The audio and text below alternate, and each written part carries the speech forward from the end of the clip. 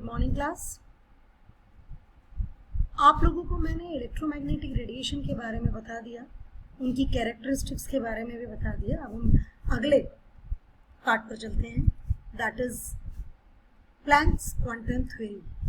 What is Planck's quantum theory? Planck's quantum theory Planck ने दी थी, इसके कुछ इंपॉर्टेंट पॉइंट्स हैं वो हम डिस्कस करेंगे। The first one is the radiant energy is emitted और absorbed not continuously but discontinuously in the form of small discrete packets of energy called quantum. In case of light, the quantum of energy is called a photon.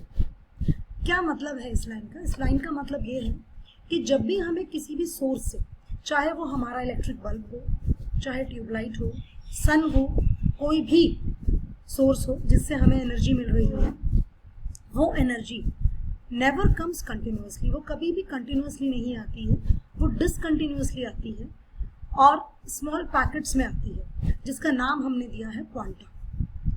In case of light the quantum of energy is called a photon. Light के केस में उसको हम photon कहते हैं। The energy of each quanta is directly proportional to the frequency of radiation. मतलब जो energy है आपकी क्वांटा की, that is directly proportional to frequency. ये फ्रीक्वेंसी के डायरेक्टली प्रोपोर्शनल है। As soon as you remove the sign of proportionality, constant आएगा। Planck ने दी है ये थ्योरी, तो प्लैंक्स कांस्टेंट और उसकी वैल्यू ये है। And energy is always emitted और absorbed as a integral multiple of this quantum. मतलब एन की जो वैल्यू है that always be a whole number, 1 2 3 4 5 6 like that. It never be fraction and it never be zero. Okay, या तो पूरा का पूरा क्वांटम जो आपका क्वांटा है वो किसी बॉडी में चला जाएगा, एब्जॉर्ब हो जाएगा, या फिर नहीं जाएगा। That is the main motive इसको दिखाने के पीछे। तो it never be in fraction and it never be zero. What is black body? A black body is an ideal body which emits और एब्जॉर्ब्स ऑल फ्रीक्वेंसीज। बिल्कुल शुरू में जब एक ब्लैक बॉडी पर हम रेडिएशंस देते हैं, ब्लैक कलर हमें ब्लैक क्यों दिखाई देता है? क्योंकि वो सब तरह की फ्रीक्वेंसीज की लाइट एब्जॉर्ब कर लेता है। That is black body. तो एक आइडियल ब्लैक बॉडी क्या होती है? एक आइडियल ब्लैक बॉडी होती है आपकी जो शुरू में जब हम किसी उस बॉडी को एनर्जी दे रहे हैं, लाइट की फॉर्म में, किसी भी फॉर्म में, वो सारी की सारी फ्रीक्वेंसीज को एब्जॉर्ब करे और उसके बाद फिर सारी की सारी फ्रीक्वेंसीज जब वो पूरी तरीके से एब्जॉर्ब कर ले तो वो सबको एमिट करेगी। ठीक है, that is called a black body. और एक परफेक्ट ब्लैक बॉडी क्या है हमारे एनवायरमेंट में? That is black hole. Black hole होगा हमारी, इसका एग्जाम्पल ब्लैक बॉडी का, परफेक्ट ब्लैक बॉडी का example. The radiation emitted by such a body is called black body radiation and the best example is the black hole. आप लोगों ने black hole के बारे में सुना भी होगा कि ब्लैक होल में अगर कोई चीज चली जाती है तो वो वापस बाहर नहीं आती, बिकॉज वहां पर जो मैग्नेटिक फील्ड है that is very very very strong. That is the reason. Now the next topic is photo electric effect. What is this? ये क्या है photoelectric effect? The phenomena of ejection of electrons from the surface of metal when light of suitable frequency strikes, it is called photoelectric effect.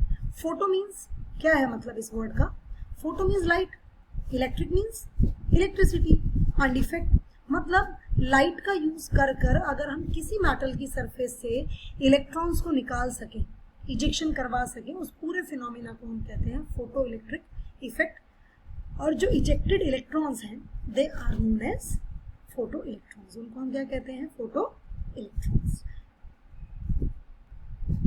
Student, this is basically photo electric effect. यहाँ पर हमने एक light, incident light की एक metal surface पर light को fall किया, लेकिन वो लाइट एक पर्टिकुलर फ्रीक्वेंसी की होनी चाहिए। अगर उससे कम फ्रीक्वेंसी की लाइट आप लेंगे तो फोटो इलेक्ट्रॉन्स इजेक्टेड नहीं। As soon as the light rays strike from the surface of the metal, electron यहाँ से रिलीज होने शुरू हो गए and that electrons are known as photoelectrons. This phenomena is known as photoelectric effect. इसको हम कहते हैं photoelectric effect. तो ये जो डायग्राम है ये भी आपको अपनी कॉपी में बनाना है और इसको हम अपनी लैब में भी कर सकते हैं।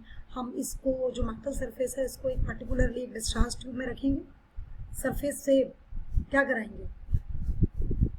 इंसिडेंट लाइट उस मेटल सरफेस पे डालेंगे, कोई भी फ्रीक्वेंसी की लाइट, जो उसके लिए सुटेबल हो, और उसके बाद सर्किट लगाएंगे। सर्किट में जैसे ही फोटो इलेक्ट्रॉन्स मूव करने शुरू होंगे, निकलने शुरू होंगे, इजेक्टेड होंगे, वैसे ही कंप्लीट होगा सर्किट और आपका डिफ्लेक्शन शो होगा गैल्वेनोमीटर में, and that is the setup of the photo electric effect. तो this is photo electric effect. Now understand उसके एक्सपेरिमेंटल रिजल्ट्स क्या आते हैं। Experimental results observed by the experiment of photo electric effect कि when a beam of light falls on a metal surface, electrons are ejected immediately. Number of electrons ejected is proportional to the intensity और brightness of light। मतलब क्या हुआ, अगर आप ज़्यादा चाहते हैं कि आपके ज़्यादा नंबर ऑफ इलेक्ट्रॉन्स पर सेकेंड इजेक्ट हों, तो आपको इंटेंसिटी बढ़ानी पड़ेगी, लाइट की ब्राइटनेस बढ़ानी पड़ेगी। Threshold frequency, this is very very important, it is represented by new not. ये न्यू है जो हमने फ्रीक्वेंसी जिससे डिनोट करते हैं, उसके नीचे छोटा सा एक जीरो ओ लगा देते, that is new not. Threshold frequency से कम अगर आपकी फ्रीक्वेंसी होगी तो मैटर से जो फोटो इलेक्ट्रॉन्स है वो इजेक्ट नहीं होंगे। तो या तो हमारी जो इंसिडेंट लाइट है उसकी फ्रीक्वेंसी या तो इसके बराबर हो या इससे ज़्यादा हो, इससे कम फ्रीक्वेंसी होगी तो वो लाइट से आपके फोटो इलेक्ट्रिक्स जो इलेक्ट्रॉन्स हैं वो इजेक्ट नहीं होंगे। ठीक है, तो this is known as threshold की जो मिनिमम फ्रीक्वेंसी चाहिए इलेक्ट्रॉन को इजेक्ट करने के लिए, that is called threshold frequency. If frequency of light is less than threshold frequency, then there is no ejection of electrons, कोई ejection नहीं होता इलेक्ट्रॉन्स का। ओके, सो ये बात याद रखनी है। कई बार क्वेश्चंस न्यूमेरिकल्स भी आते हैं इस पर बेस्ड, और वो उस तरीके का न्यूमेरिकल डिजाइन करते हैं, तो वो भी हम देखेंगे। Now, the photoelectric work function, it is represented by W0. This is the minimum energy required to eject electrons, is called photoelectric work function, and it is equals to h nu naught. W0 is equals to h nu naught, and by using this formula you can find out the energy of the electron also. H is Planck's constant, nu is incident light की frequency, nu naught कितनी minimum चाहिए, work function वही वाली बात, half M V square, M is mass of electron and V is the speed of the electron. Now the dual behaviour of electromagnetic radiation. Electromagnetic radiation का dual behaviour मैंने आपसे पहले भी discuss किया है कि कोई भी मैटर इस अर्थ पर जो प्रेजेंट है उन सब की दो नेचर है। क्या नेचर है? पहली पार्टिकल नेचर और दूसरी है wave nature.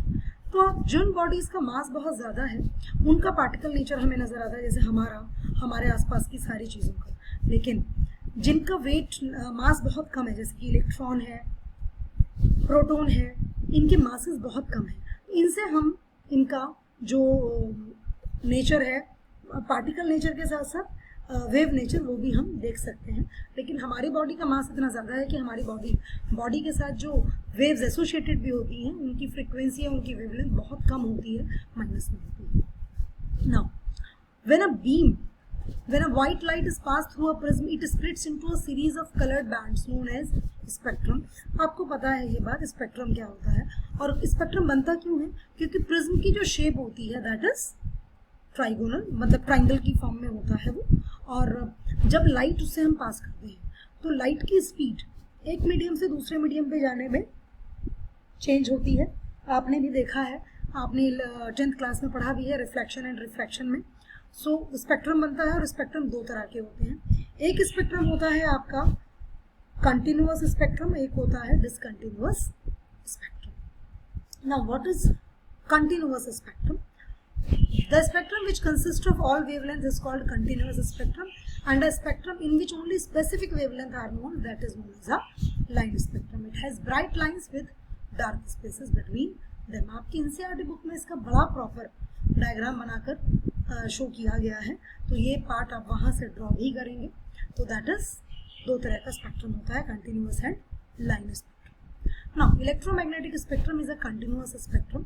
It consists of a range of electromagnetic radiation arranged in order of increasing wavelength, ordering or decreasing frequencies. It extends from radio waves to gamma wave. आपकी book में एक बड़ा proper सा diagram दिया हुआ है जिसमें कि उसने पार्ट्स बताए हैं लाइट के। उसमें सारे पार्ट्स हैं, विजिबल लाइट भी है, अल्ट्रावायलेट भी है, इंफ्रारेड भी है, रेडियो वेव्स भी हैं आपकी। तो वो आपको कॉपी में एज इट इज ड्रॉ करना है विद देयर रेंज, उनकी जो वेवलेंथ की रेंज है, फ्रिक्वेंसी की रेंज है उसके साथ। Then it extend from radio waves to gamma rays, radio wave से गामा वेव्स तक एक्सपेंड किया हुआ है and it is shown in your NCERT book. Spectrum is classified as emission and line spectrum. दो तरह के स्पेक्ट्रम होते हैं, एक एमिशन स्पेक्ट्रम होते हैं और एक लाइन स्पेक्ट्रम्स होते हैं। वो क्या होते हैं, I will teach that you in my next slide. Thank you and have a good day.